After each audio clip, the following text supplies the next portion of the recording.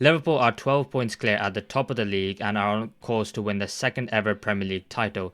However, after recent cup exits to Plymouth Argyle in the FA Cup, to Paris Saint-Germain in the Champions League, and losing the Carabao Cup final to Newcastle, questions are being asked of this Liverpool side at the moment. So today, Toby and I are going to be answering the question, how good are Liverpool actually? And I suppose a good place to start, Toby, would be, why do you think this question is being asked of this Liverpool side right now?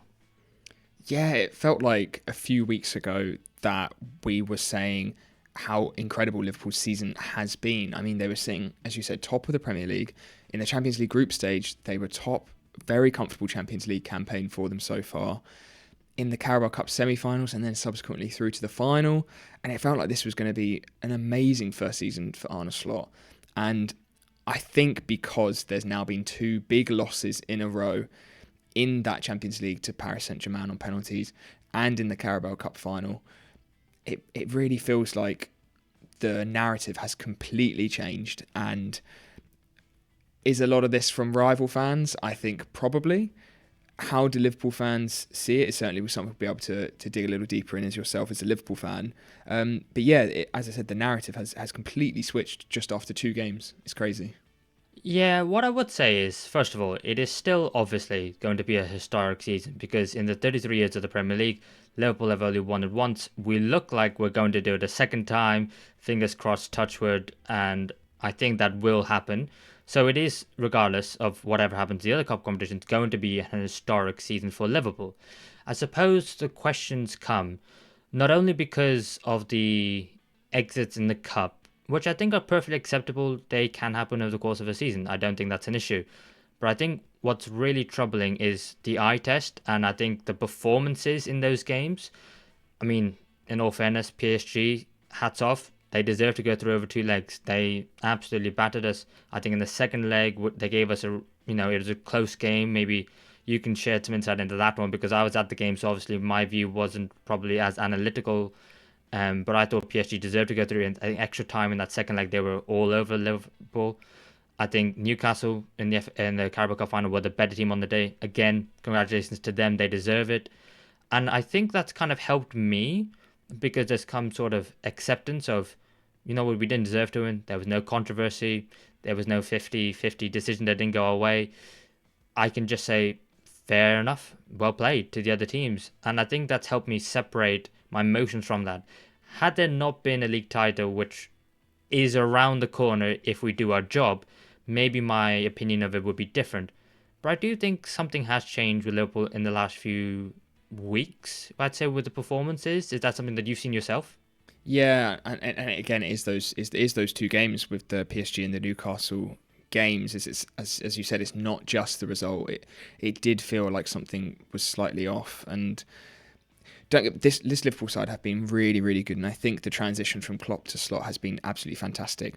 But I think throughout the season, we still have said that they're not incredible. It felt like at times they could still be better throughout the season, and I think maybe the drop off of a few teams around them has certainly given them a bigger lead in the league. But yeah, especially in these last two games, with the PSG game, it felt quite sloppy. It felt very rushed a lot of the time. I think when you were attacking is how I saw it. It felt like there were a lot of good opportunities to counter. And maybe early in the season, I think we would have seen a few more goals from Liverpool in that game with Salah or Diaz bursting through on the counter, where it felt like that attacking flow was way, way slower than it should have been. And I think maybe in that Carabao Cup final, it had almost been overcorrected in that sense, where you had a much higher share of the ball compared to Newcastle, but you did so much less with it, and it felt like you were almost slowing it down way too much. It was really sluggish, really slow, moving it from side to side, and not really creating many chances. And I think it's a fair response from Slot and Liverpool to do that based on how the PSG game went. But yeah, it just felt like two games where played very differently, but did not hit the heights that we've sort of seen in the Premier League, especially throughout the season. And it'd be interesting to hear your thoughts on whether maybe you saw these sort of performances coming, if you've seen that throughout the season as a whole, really. I wouldn't say so. I think that has come as a bit of surprise. I think against PSG obviously are one of the best sides in Europe this season. I think what frustrated me was the fact that we couldn't really touch a glove on them. First leg, absolutely dominated. If it wasn't for the fact that Allison had one of the best goalkeeping performances ever in goal, we would have lost that game maybe 2 or 3-0. Somehow we ended up winning it. I think in the second leg, much closer. I think in terms of tactically, I feel like we were a bit undone. In terms of the midfield, I love that Gravenberch, McAllister, Szoboszlai midfield, but they weren't able to keep a hold of the ball as well as they have done at the beginning of the season. And that PSG midfield, honestly, it was, they got some real youngsters in there, in the likes of Zaire Emery. Oh God, I'm struggling. In terms of Vitinha was the one really more than anyone. He's the one who could get his foot on the ball, and he dictated the entire tempo of that game. And then go to Newcastle, and then they completely dominate our midfield in a completely different way, in more of a physical way, in more of a we're going to sit back, you're not going to be able to do anything in front of us. And they outfought them, they outmuscled them, and again tactically as well. I thought the way Eddie Howe had Joe Linton dropping and was the deepest of all the midfielders to contest the long balls Liverpool were trying to put in behind the Newcastle back line and then compete for the second balls as well, I thought was great. And I thought that Bruno Guimaraes and Tonali just, without the ball, dictated the tempo of the games. And so I think there has been a question that has been thrown down a slot, and one which I think I see him failing in this regard is the fact that maybe he's overworked these players, maybe he's played them for too many minutes. It's something that I've looked at in preparation for this, and I'll be honest, I think I have to agree. Do you think that's also been the case, or do you think that there's some sort of more of a tactical tweak that other teams are now making, and do you think Liverpool are maybe more found out, or do you think it's because of Liverpool and overplaying those players? I think it's definitely a combination of both, as it is with most things. And I think maybe even not just a physical fatigue. I think some of it has also been quite mental. I think they've had so many sort of big games recently that it felt like in these games, it didn't really feel like there was going to be a spark from any of these players, that there wasn't really going to be a moment that was going to completely switch these games. It felt like they were in sort of autopilot for a lot of it. And the PSG, I think, was the physical fatigue, and it felt like in that Newcastle one, it was a bit of both. It was that mental and physical fatigue where things just were not clicking as they should be, and as we expect from Liverpool. And I think especially when there wasn't a click and a spark, maybe from Mo Salah in these games, which is something we've talked about throughout the whole season. Absolutely incredible. Deserves the Ballon d'Or probably already based on this season. But in those games, maybe where Salah, whether he is playing badly or he's just not able to get on the ball in those right positions, and maybe the team aren't getting him the ball in the right positions or using him well enough, there needs to be a few other players, I think, in that 11 that really need to step up, because on paper that Liverpool 11 is absolutely superb. For me, it's one of the most well-rounded starting 11s in Europe. I think the different abilities that all of the players have and the way they mould together and when they're at the best is fantastic. But it still feels like there are lacking moments from a few of those players who have the quality to do so. Looking at Diaz, looking at Szoboszlai, especially, it feels like in those big games there needs to be players less looking to Salah and more looking to themselves to really pick up those games. Yeah, I completely agree with you, mate. After the last few weeks, obviously it's highlighted to me how important Salah is to this team, and I think it's essential that he stays next season, give him the contract. But not only that, I think Nuno Mendes in the two games, I mean, what an underrated left back. I knew he was good. I saw a bit of him. I didn't realize how good he was defensively. I think he pocketed Salah in both those games. And then Tino Livramento for Newcastle in the League Cup. I think Salah only had 23 touches the entire game. Didn't have a shot. I don't think he even created a chance, which is the first time that's happened in Salah's career at Liverpool in the 8th season. So, yeah, in the last few weeks, Salah has not been up to it. But I think that's not a criticism, like you said, of Salah. It's really highlighted that the fact that when Liverpool needed the other players to step up, they just haven't. And that is starting to, bring questions about Liverpool and the recruitment team, because I'm not too critical of them yet. I think I need to see what happens this summer. But in terms of what Slot wants and what he likes in his players, Clearly, he doesn't fancy Darwin Núñez. That's quite obvious. Chiesa was a bit of a punt. He hasn't started any games so far this season in the league. Obviously, I think his preferred front three is Salah on the right, Diaz down the middle, and Gakpo on the left. But when Gakpo gets injured, then Diaz plays on the left and Jota starts up front. But maybe we've seen the limitations of Jota as well this year. So as a front six, if you're thinking about them as an attacking unit, Salah is definitely, the first name on the team sheet in that three. Then probably Gakpo, but maybe you'd like to see a few more numbers for him. And then from there, it's weird what a couple of defeats can do, because before you're going like Liverpool the best front, attacking unit in the league, and now you're like questioning arguably 4 or 5 of them. So I don't know, if you maybe look a little bit to the future, which ones stay, which ones go? Yeah, it's a funny one with Diaz and Gakpo. I really, really like both of them. I just think they are both left wingers, and I don't particularly like either of them playing up front. And I think on that left-hand side, they actually bring really different qualities, sort of contrasting each other really well, which I think is fantastic to have in the squad and gives you really, really good options. I think maybe like a lot of other teams in Europe, I think you could really do with a more traditional striker in that system.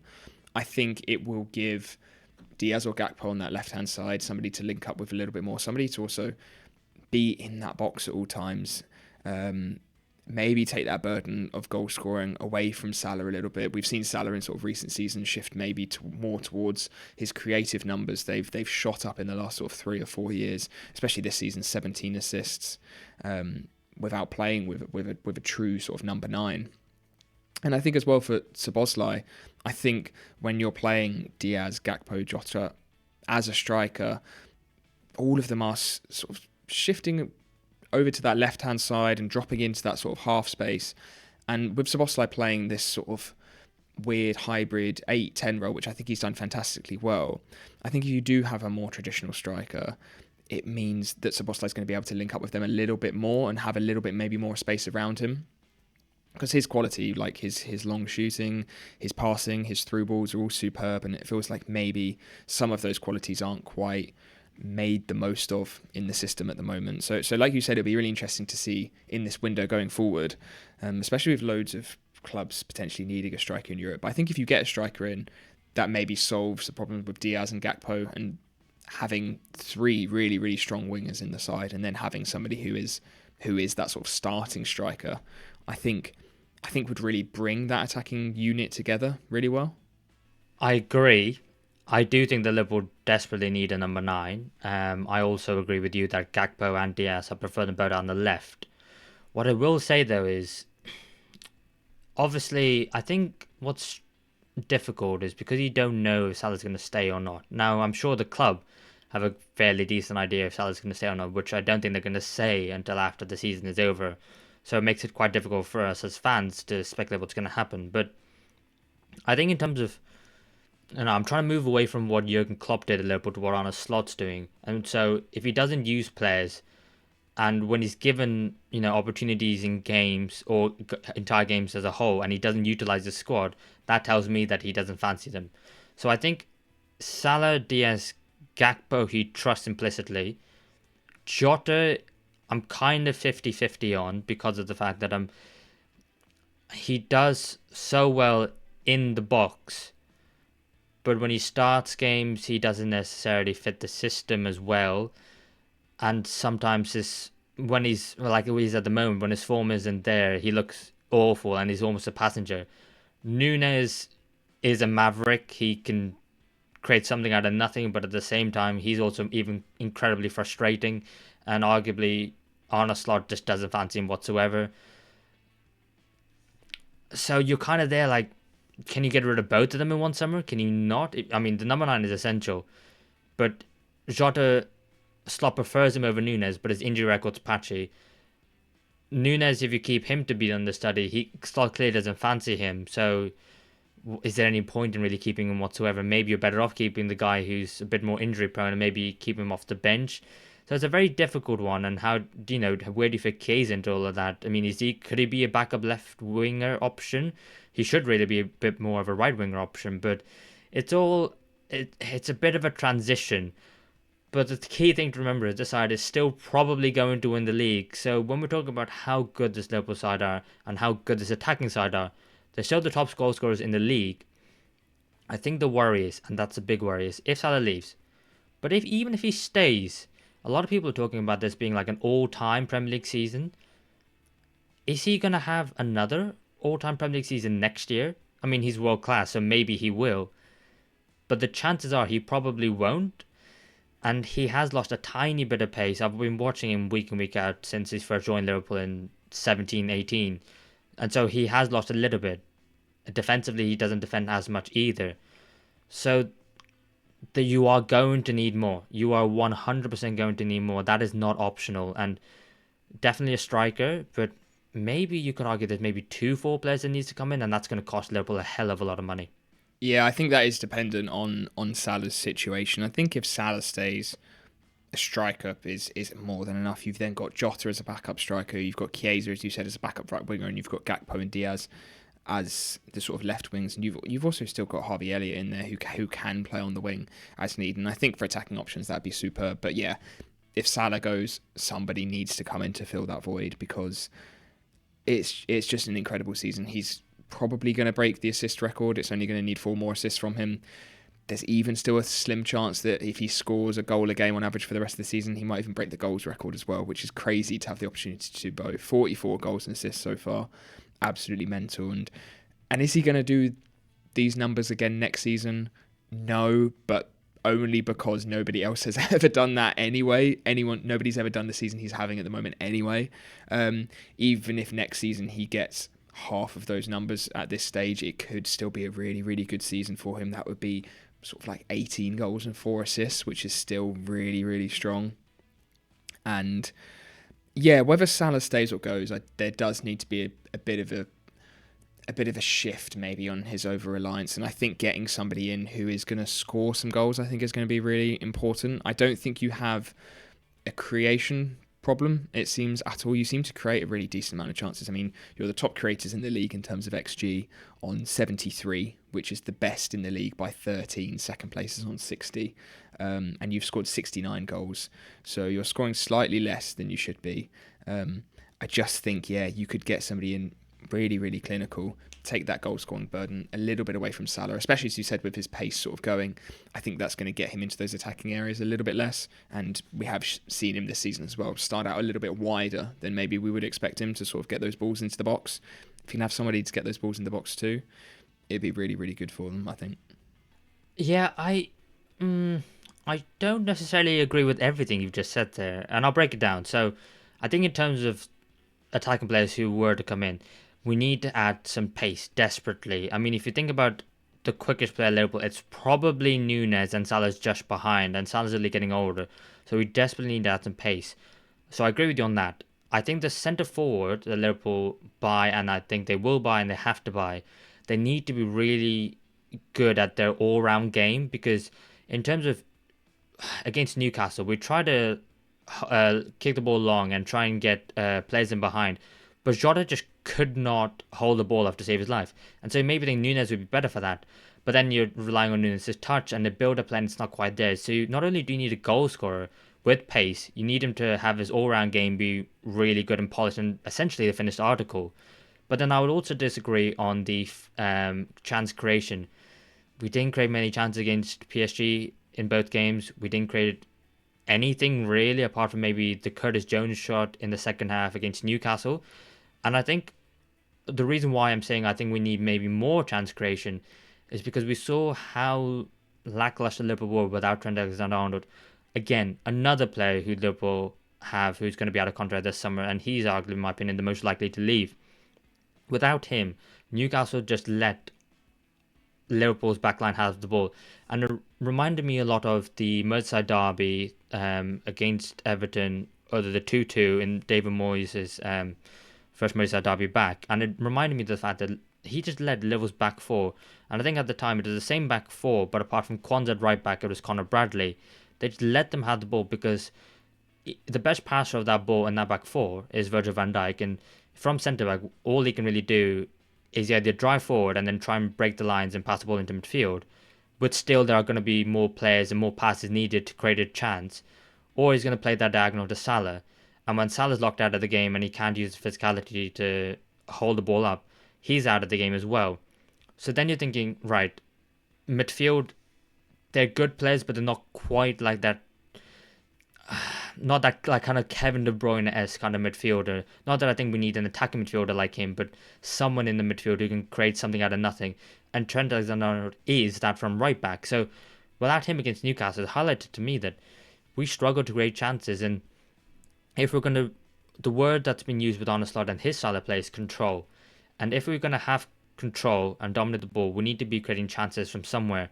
The fact is we had no control against PSG and Newcastle, and we didn't really create too much outside of kicking the ball long and winning the second ball. So I think that while the chance creation this season's been great, we do need to be looking ahead to it. And in terms of maybe that Trent replacement, maybe a midfielder, like you said, if Szoboszlai, he's going to be great, but there's talk of maybe we need someone with a few more goals and assists. And you said about Harvey Elliott, I'm not sure he's going to be at the club either next season. 0 starts in the Premier League this season. I mean, if he can't start in between the PSG games against Southampton at home, who are bottom of the league and arguably one of the worst teams in the Premier League has ever seen, does the manager trust him? And then you're starting to yourself, maybe he doesn't have a future either, despite the fact that he's 21, going to be 22 very soon. Yeah, it's an interesting point on the PSG and Newcastle games. I think you definitely did struggle to make many good chances in that game, but I'm not sure if that is down to the players in the final third. I think it was maybe that midfield in the PSG game. I think in your transitions, the midfield were too slow and gave the ball away far too much. And maybe in that Newcastle game, again, just not moving it quick enough. But I think when you get to the final third, like you said with Szoboszlai, I think if he has a more natural striker ahead of him, and you don't have Trent occupying those central spaces, because obviously we're assuming Trent's going to be going, and likely probably going to be Connor Bradley going to be your right back next season. Somebody who is much more of sort of a wider traditional fullback and isn't really going to be inverting. I think next season, if you see Salah a little bit more central, no Trent occupying that central space, and that I think that might give McAllister and Szoboszlai maybe a little bit more room in the middle to pull the strings a little bit, because I think the chance creation in terms of the players is certainly good enough. But yeah, at times, like you said, in these recent games, still playing the same way without Trent just didn't really seem to work, and there wasn't that spark. So yeah, I think some tweaks, obviously there's going to be some change in personnel next season. As long as those tweaks are made to fit the players who are going to be occupying these positions now, I think you can still have a strong enough chance creation as you have had in the league. But if there's different types of players coming in and the system is the same, then yeah, I do agree with you that is where that could suffer in the chance creation department. Yeah, and obviously Trent Alexander-Arnold is a unicorn. You're not going to find a right back who's going to have his ball playing abilities on the ball going forward. So you're going to have to try and create in a different way. And obviously, traditionally, creation comes from the midfield as well. So you're looking at not only a number 9, but then you're looking Trent Alexander-Arnold replacement at right back, maybe a Virgil van Dijk replacement centre back, Mohamed Salah at right wing, and then adding the other areas of the squad that you need to in terms of left back, midfield. And I think that's why people in general are having this conversation about how good are Liverpool, because they are likely going to go on and win the league, but they still look like they have so many areas of the squad that need improvement. Now you could obviously flip that if you want to be optimistic and go, well, that's great. They've won the league and they can still improve in so many more areas, and maybe they can give it a better go in the Champions League next season. I think where it comes for me is I would have liked, obviously, all 3 players, Trent, Salah, Van Dijk, to stay, and then you can address the other players, so you're building on a position of strength, whereas it could be a position of weakness, and then you're thinking about maybe 5, 6 first teamers you need. And then you think about how they're all going to gel together, what kind of season there's going to be in the future. And I think when you think of a title-winning team, you probably don't have as many questions around the side as you probably do now. And then you even got questions about Slot. I mean, this is in the squad. When he brings in players, it's going to be his squad. But what does that look like? Is that also going to be a title winning team? And he's going to have less credit in the bank because despite winning the league, well, we assume he's going to win the league, he won't have as much credit as when Jurgen Klopp did it, because being the first manager to win the league for a club and climbing the mountain and getting it finally over the line means a hell of a lot more than being the guy to then succeed and then win it again. He'll have to win multiple to get the same credit in the bank as Klopp has with one. So it's really interesting times for Liverpool going forward. Yeah, and I don't really like that narrative that I don't agree with you that it certainly feels like that Slot has to do more to get the praise. There's a lot of talk about the foundations that Klopp's left and the squad that he's left, but let's not forget that Slot has completely changed the way that you are playing, a completely different system, a completely different style. The way that certain players are playing has been very different this season.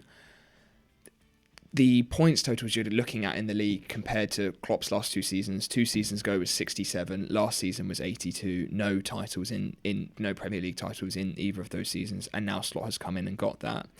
I think at the start of the season he was getting adequate praise about the job that he's done and the pressure that he was under, as well as those expectations at the start of the season. People were expecting Liverpool to sort of be battling for fourth place in the league, not to be 12 points clear with 9 games left still. I think he has done a really, really good job. Yes, some of those players he did inherit. Maybe looking at those Salah, Trent and Van Dijk, I think especially, have always been world-class players. But he's still been able to get the best out of players who were certainly not underperforming. They were all performing at a very well level, but it seems that this season some of them have really stepped up. And I think a lot of that is down to Slot. And yeah, I think he still deserves a lot of credit for this season for sure. But as you said, going into next season, the squad could look completely different, and less so I think he needs next season to prove himself, but more so it will just be a different test for him, which will be really interesting to see. Yeah, it's one of the reasons why I love football and one of the reasons why I'm always frustrated by it. There's always the next hill, the next challenge. What are you going to do next? It's never about... You very rarely, apart from one summer, get a chance to enjoy yourself if you are successful. And I think going into next season, we're going to see a very different Liverpool side, maybe a different variation, maybe just some subtle changes. But I think either way, I think based on what you've seen from Liverpool this season, it's going to be exciting and they're going to be a blockbuster to watch. I think you're right, though, in terms of where everyone had Liverpool at the start of the season to where they have now. I think everyone's gone on a bit of a journey with Liverpool this year because, I mean, obviously we're trying to figure out how good Liverpool actually are. You think, like you said, they're probably fourth, competing for the Champions League, and then there's probably from Liverpool fans a bit of cautious optimism, and probably from other fans they're thinking maybe they could fall off a cliff. So then you have your general expectations of where you think Liverpool are. Then as the season goes on, top of the league, top of the Champions League, they go through all the way through the roof, and then people are maybe overcorrecting what they thought of this Liverpool side at the beginning. And now in the last few weeks, maybe they're coming back down. So they've gone up and down with Liverpool so far this season. Whereas if you take clubs like maybe Man United or Tottenham, your general expectations of them had just been down. Or maybe Man City, they've just been down. Or with the likes of Bournemouth and Nottingham Forest, they've gone up. So it's just one direction. Whereas Liverpool, they've gone up and down. So it's a bit hard to tell. I mean, I've seen this thing on Twitter. And I don't know about you, but I don't really care. But if people are talking about it, I think it's worth us talking about it. And people talk about where they rank in terms of all-time Premier League champions. So in terms of everyone who's won the Premier League, how good is the side? I mean, do you want to take it away? Because I don't know where to start on this one. I'm so glad you asked me that, Mev. That wasn't even planned, you asking that question, because I've got so many stats that I think really bring forward a case maybe of where Liverpool are, and this conjecture online that Liverpool are the worst Premier League champions if they win the league is just absolutely bonkers. I think the first thing to say for Liverpool this season is that this has only come around because they lost 2 games and they lost a penalty shootout. They got to the final of the Carabao Cup, which I think in itself is a pretty good achievement, and they lost it. They lost the FA Cup fourth round to Plymouth, where they were playing a load of youngsters, and Plymouth had an amazing game, no discredit to them. and you lost on penalties to PSG, which if you won that penalty shootout, you don't even hear this conversation online. So I think it's mental how quickly things change in football. But in terms of comparing, even just looking solely at the Prem, I still think people are asking that question for some reason, which is crazy. The average Premier League champions points from 95-96 onwards, where it was a 38-game season, using all of those seasons up to last season, is 87.7 points. Liverpool only need 18 points out of their next 27 to beat that average, not only making them certainly not the worst Premier League champions in terms of points, but above average, so a very decent Premier League winning side. So they can lose 3 games out of their next 9, win the other 6, and they will be above that average. And considering the fact that they've only lost 1 game already this season, I think they're certainly going to beat that, and yeah, they'll be looking around that points mark, I imagine. And to be 12 points clear at this stage as well, yes, a few teams maybe have dropped off and are struggling a little bit, but even then, yeah, they have been in the Prem, even if we're just solely looking at that, a really, really strong side. Yeah, I actually completely agree with you there, mate. I think it's partly online, and you don't always base everything don't base everything in terms of your football from what you see online, because like you said, even if Liverpool win every game between now and the end of the season, and there's only 9 of them, like you said, they've only lost 1, they'll still end up with 97 points, which is mental. I mean, Liverpool got 97 points one year, I think it was 18-19, and they lost out to City, who got 98. Every other season apart from when Man City was Centurions, that wins you the Premier League title. So yeah, I think it's absolutely bonkers. I think they are a very good side. I think they're an accomplished side, and I think they could compete against some of the best the Premier League has ever had. I mean, I think in terms of what the squad has, I think what its strengths are, it can adapt to any style of play that they want. I mean, we saw against Manchester City away in the Premier League that, they played 4-4-2 in a kind of way, but it's kind of a 4-2-4 as well. They had Jones and Szoboszlai both in the number 10 position, but both as kind of like strikers as well.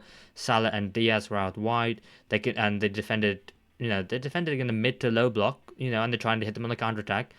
And because of that, they were 2-0 up, and then Man City were just couldn't get near them the entire game, and they played into Liverpool's hands. But not only that, they can also shift it up into gears. They can then also be all-out attack. They can attack you with pace. They can attack you with a bit of trickery and skill. They've got so many different ways that Liverpool can play, which I think is a positive and a credit to Arne Slot, that it's not just, the word I used earlier is control, and that is the word that Arne Slot and his sides you probably associate.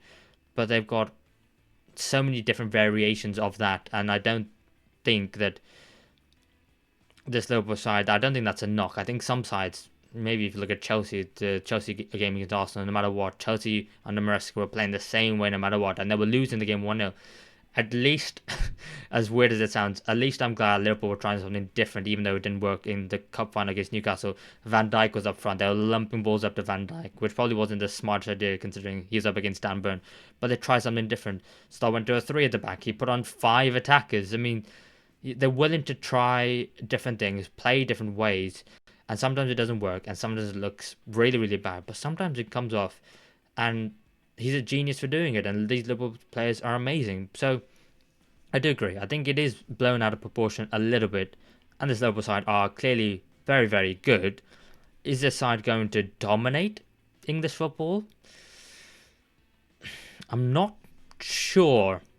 I'll be completely honest. I'm not sure, but I also think they could.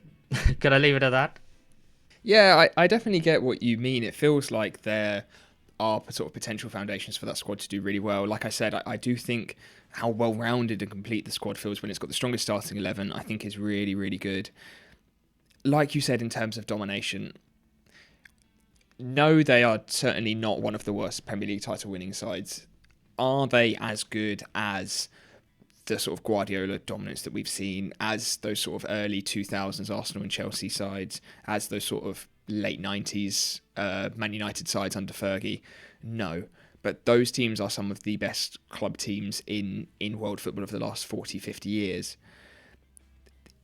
I think maybe we've been a bit spoiled in terms of how dominant Manchester City, and as well as Klopp's Liverpool, in terms of pushing them for two teams to absolutely dominate the league like they have. is maybe where that sort of warped view has come from. Because I think if you take this Liverpool side back to sort of 2006 to 2016, that sort of window post sort of the peaks of Wenger and Mourinho's first stint at Chelsea and before Guardiola comes in, this Liverpool side could certainly win the league in almost all of those seasons, I think, in terms of comparing the goals they've scored, the goals they've conceded, and the points that they're sort of projected to get. That no, they probably aren't going to dominate like Guardiola's Manchester City have in recent years, but I don't think many sides will ever be able to do that, and maybe that's where that sort of strange view has come from, that they're not as good as other teams, even though they are still playing amazingly well and picking up so many points. So yeah, it's pretty harsh, I think, to compare them to like I was saying, said so many times, Guardiola's project that was built over so many years. Yeah, and I tell you what, the best Liverpool side that won the league was obviously the 1921, because if you look across that side, everyone was in their peak, and most of them, 8 or 9 of them, were world class players. So I think that side is arguably the best. Well, not arguably, that is the best Liverpool side that has won the league, and at the time of recording, the only Liverpool side that won the league. But this side are definitely probably going to be second. What I will also say is that not every single Man City win in recent years has been exceptional. You know, they have won the league sometimes and done it at a bit of a canter, taken their eye off the ball, and they've not necessarily been amazing because they haven't necessarily had to be amazing. I think what's more interesting as a discussion point is if Liverpool did have a challenger, say it was Arsenal, say it was Man City, how would this Liverpool side respond to that? I still think they respond really, really well. I think they're going to win most of the remaining games. I would probably assume they're going to get above 90 points, and I think that is the benchmark when you're competing against another top side in the Premier League nowadays, at least. Maybe that'll change going forward, who knows. But would they compete and get 90 plus points? I think I think they 100% would, and I think that's where I'm looking and going, that's how I'm judging the Liverpool side, and if they can do that, or if I assume they can do that, then, in my books, they're doing all right. Yeah, and like we said, I think the league was no question that they'd be winning that this season. But in terms of the other competitions, one game away from winning another trophy in the Carabao Cup. Yes, you played really poorly, you definitely didn't deserve to win, but potentially on another day it could have been completely different. And the shootout in the Champions League, if you're still in the Champions League, the conversation is completely different. And in terms of comparisons to other Premier League champions, I actually found a really interesting parallel between the 2014-15 season for Chelsea under Mourinho, who they won the league with 87 points, which is almost expected for around what Liverpool are going to be getting this season. In the FA Cup third round, both teams had a comfortable win. Chelsea 3-0 over Watford, Liverpool 4-0 over Accrington Stanley. In the fourth round in that season, Chelsea lost 4-2 to Bradford, and Liverpool obviously lost to Plymouth, both getting knocked out in the fourth round. In the Champions League round of 16, both teams lost to PSG, Liverpool on penalties and Chelsea on away goals. In the Prem, Chelsea again had a pretty easy league campaign. There weren't really too many challenges around them. They ended up winning the league by 8 points, scoring 73 and conceding 32. Liverpool was certainly going to score more goals than that this season, but in terms of goals conceded, really similar. And the League Cup, Chelsea did inevitably win that, and they did win their final, but Liverpool runners up. And I think that is more of a fair comparison, I think, for Liverpool. A really decent side, one that's still memorable in some sense, that Chelsea side with Diego Costa and Eden Hazard and obviously Jose Mourinho. Absolute world beaters? Maybe not, but not every Premier League side needs to be a world beater to get acclaim and to get applause for what has been a really, really good season.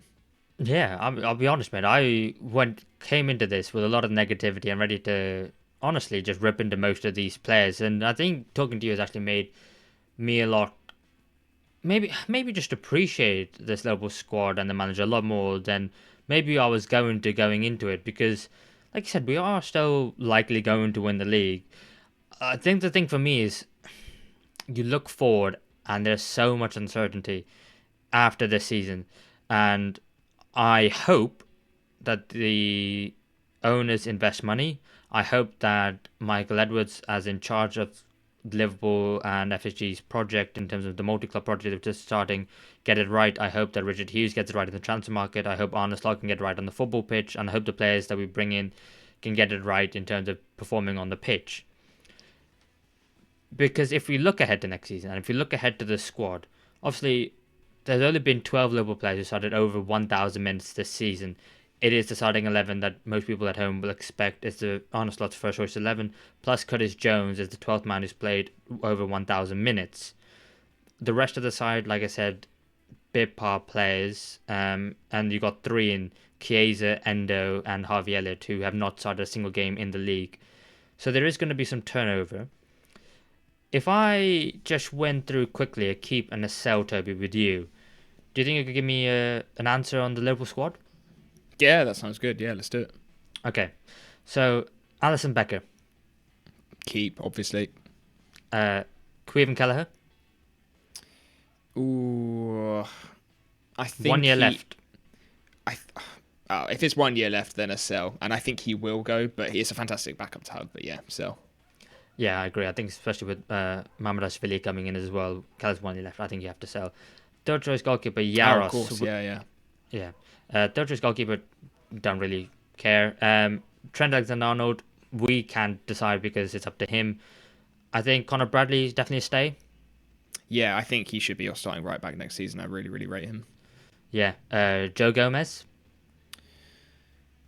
I think keep if he wants to. I think he's a good backup option to have. It's good. It's good to have. I think those centre backs who've been at the club for a while as your backups. I agree, and there's a chance you might have to do some more work elsewhere. So you can really afford to lose a player who's versatile across the entire back line. Gerald Kwanzaa. Yeah, again, keep really good. Still very young. I think he's got a lot more to show as well. Yes, I definitely want to see improvement from Kwanzaa, but I think we will see it. Virgil van Dijk, can't really comment on. It's up to him again. Ibrahima Konate, 1 year left on this contract. I mean, I desperately hope we give him a new contract. Yeah, keep. He has shown a real improvement this season. Been very, very impressed with me. I think he's been one of the best centre backs in the league this season. Yeah. Absolutely. Andy Robertson, also 1 year left on this contract. This is a really difficult one. As a non-Liverpool fan, maybe a 1 year extension at most. I think you should be. That's one area I highlighted I didn't actually mention in the pod. Left back is certainly, I think, an area you could strengthen. So I'm not really sure what to do with him. What do you think? I would be keeping him and offering him a 1 year deal, a rolling 1 year deal up until his legs literally fall off. Because I think if the other three players whose contracts expired this year leave, Liverpool need the experience, the leadership. I mean, I think in terms of pecking order, he's next to be our club captain if all three of those players leave. But not only that, I would be keeping him and I would be selling Tsimikas because Robertson's 31, Tsimikas is 29. Well, at the end of the season, 29. So I think you probably sell Tsimikas, you can get more money for him, and then you use that to invest in a new left back who then has to take this spot off Robertson, and I think that's probably the best way to do the succession there. Yeah, I didn't know Tsimikas was 29. Yeah, I think that is a good solution. I think if you can get someone in like Kirkes and maybe in that first season, almost sort of sharing the minutes with Robertson, I think would be fair. And then, yeah, transitioning Kirkes maybe to be that first choice left back, I think would be a very, very tasty little move. Okay. So I think Gravenberch, McAllister, Szoboszlai, they're all keeps, aren't they? Yeah, surely. Curtis Jones is a keep as well, in my opinion. Yours? Yeah, I really, really rate him, especially again this season. Massive, massive step up. And yeah, I want to see him playing in that side. Maybe even a little bit more at times. Yeah. Wataru Endo. For me, I love him. He's a cult hero. He's got a great attitude, does his job. But if you can't trust him to start a league game, again, that Southampton one in between the PSG games is so revealing. If he and maybe Harvey Elliott, two different ends of their careers, if they can't start a single league game this season, and I like him, but it doesn't matter what I think, what the manager thinks, I would be selling both Endo and Elliott, unfortunately. As much as I hate to say, what are your thoughts? Yeah, Endo I think probably needs to go, and I think you could certainly do with a better backup, sort of number 6, a deeper lying midfielder. I think it's something you certainly could do with. Is Bietic. I can't remember. I don't know can't remember how to pronounce his name. Is he on? Is he on loan? Expected to come back? Yes, he was on loan at RB Salzburg. He then left halfway through. He wasn't getting minutes, and Pep Linder's former assistant got sacked. And then he's now somewhere in Spain, which I cannot remember. Doing okay. Not entirely sure how he is after his injury, I'll be honest. Yeah, because he was looking really, really good when he first started playing. So maybe he could be that backup midfield if you didn't want to splash any cash. But yeah, irrelevant. Sorry, going off on a tangent. Endo, sell. Harvey Elliott, I would like you to keep, but again, like you said, if he's not getting the minutes, that's quite a valuable asset that you're not really doing much with, and I think you could get a really decent amount of money for him to somebody maybe sort of sitting just outside that top six. He would really fit well into. So yeah, if you can get a good bit of money for him, sell. Yeah, his contract expires in 2027, so 2 years left. I will keep him, but again, it doesn't matter what I think. It depends on what Slot thinks. Salah can't decide on because it's up to him again. Darwin Núñez, easy sell? I think so. Just hasn't really worked out. It's annoying because when he was at Benfica, he was looking so good. And I remember when you first signed him thinking, oh, damn, that's a really strong player. But yeah, I think he's got to go at this point, hasn't he? I do think, unfortunately, his time is up. Diogo Jota. Ooh, keep. Yeah, I think he's still a really good option to have in the squad. Yeah, keep, even despite potential injury issues. Agree. If Slot trusts him, I trust him. So yeah, keep Luis Diaz. Yeah, 100% keep. I've seen a lot of rumours that like Manchester City are injured. I think if you sell him to Manchester City, you're absolutely mental. I think he is one of the best wingers in the league on his day. 100% keep for me. Yeah, I agree. I absolutely agree. Cody Gakpo. Yeah, again, I think, like I said, really different to Diaz, but brings a lot of quality. Had a really good season. Definitely keep. Federico Chiesa. Oh, this is a funny one because I think if you sell, you're not really going to get much for him. And when I've seen him play, he has played really well. I think keep for another year at least. I think he deserves a little bit longer, so I'd go keep. What about you? I agree. If you can get anything out of him, then try and keep him. And if not, I'm not sure his value's going to drop too much at the end of this next season either. So yeah. And finally, Arne Slot.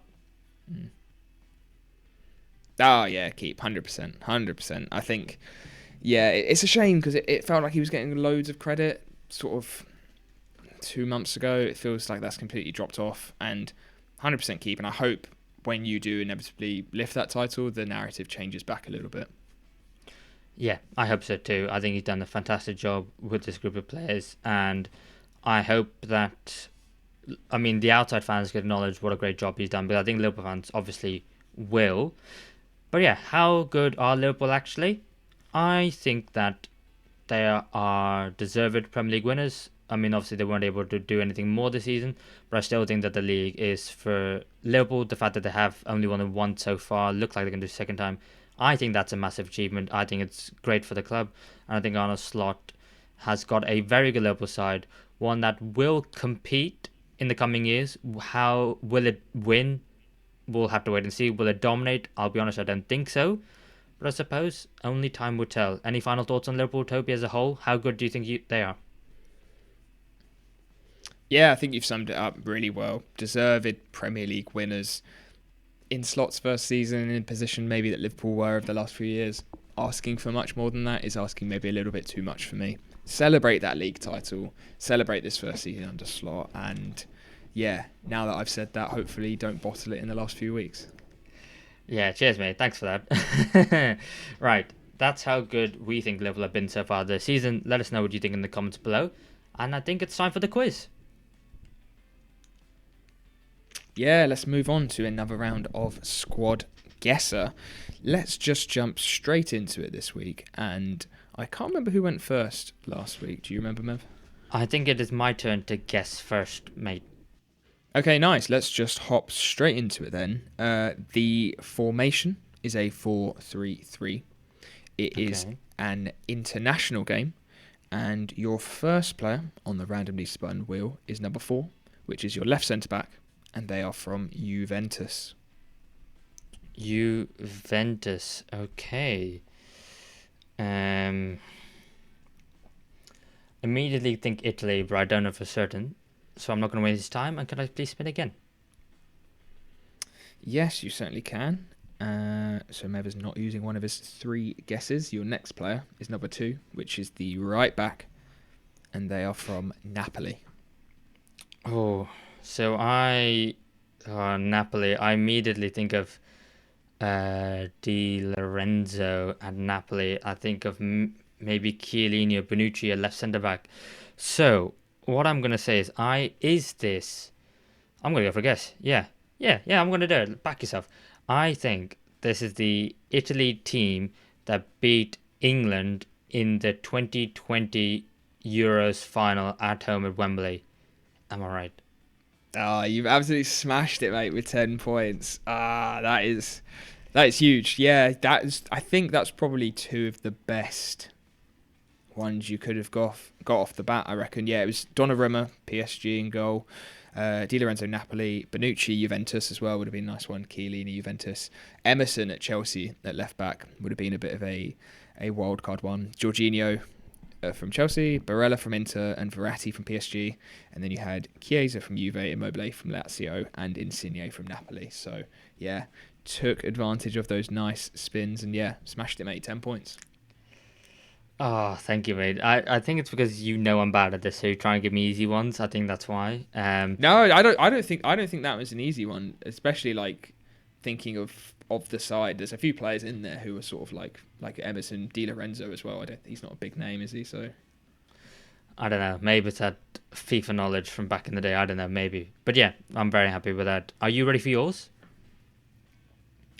yes, I certainly am, mate. Okay, so this is a club side.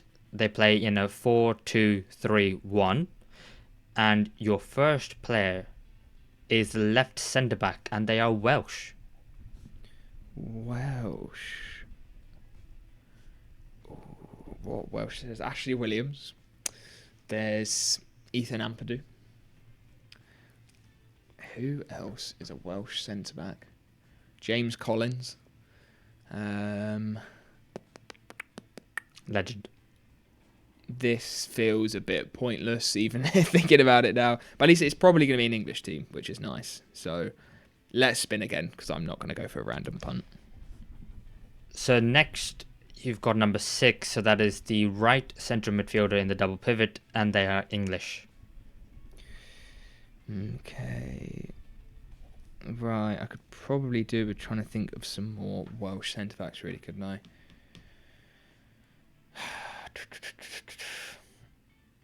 None are really springing to mind at all. No, let's not waste any time. Just spin again, please, mate. So your next player is the left back, and they are also Welsh.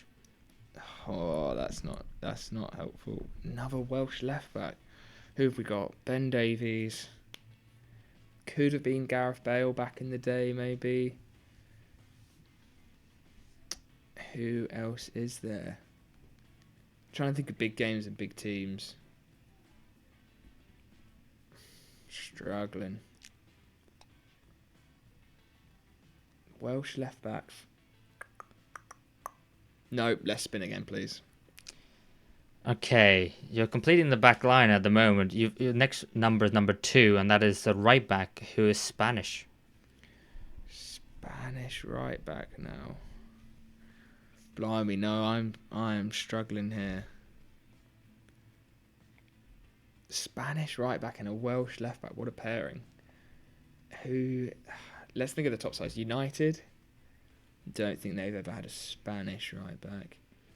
Chelsea. Could be like Azpilicueta.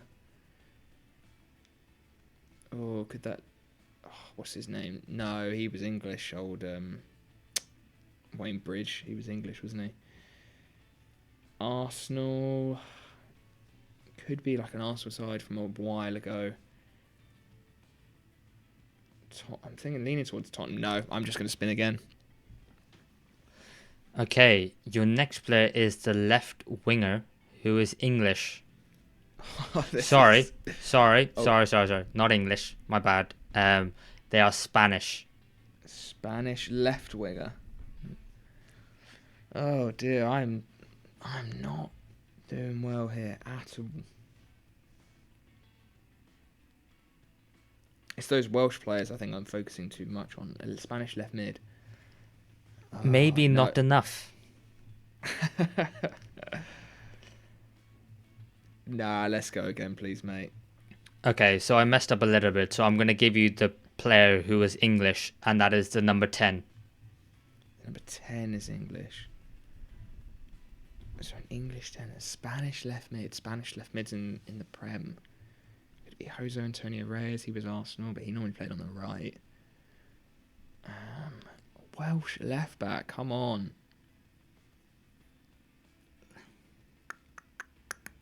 Who else is there? Man City. I can't think of any Welsh players in Man City. Welsh left backs especially. Welsh left back and a Welsh centre back.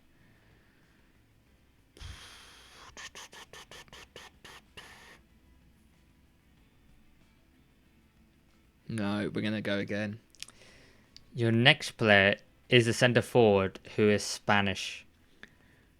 Another Spaniard. Oh, could this be the Swansea side that won the League Cup? Was it Michu in that season? I don't think it was. I literally have nothing, so I'm going to go for it. Yeah, let's go for the Swansea side that won the League Cup.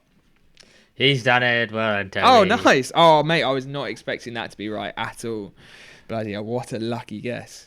Mate, no, you did really, really well. I was saying it's Ashley Williams at left centre back and Ben Davies at left back. So yeah, and it is Michu up front. Nice. Okay, yeah. I thought maybe when I thought of Michu, I thought, is it Angel Rangel at right back? It is, yes. Okay, nice. Yeah, it's Gerard Tremel, the German in goal, who was a backup goalkeeper. So that was a rogue one. I remember him actually. Oh, maybe you would have been alright if you got him earlier. Angel Rangel at right centre back. They had the South Korean midfielder who played centre back in this game, Ki Sung Young, alongside Williams and Ben Davies. Your midfield two would have been the English Leon Britton and the Dutch Jonathan de Guzman. Your three attackers behind Michu were Nathan Dyer on the right, Wayne Routledge playing as the cam in this game, and Pablo Hernandez on the left. So a very rogue side, but I thought maybe the mixture of Welsh and Spanish would have helped you there, but clearly all you needed was Michu in the end. Yeah, that is such a cult side. Yeah, that is a great one. I really like that. Yeah, 5 points for myself there. So you've done a lot of catching up there. It's now only 2 points in it. You're on 47 and I'm on 49. So yeah, that was lucky for me. I think even to get 5 there, but we take it.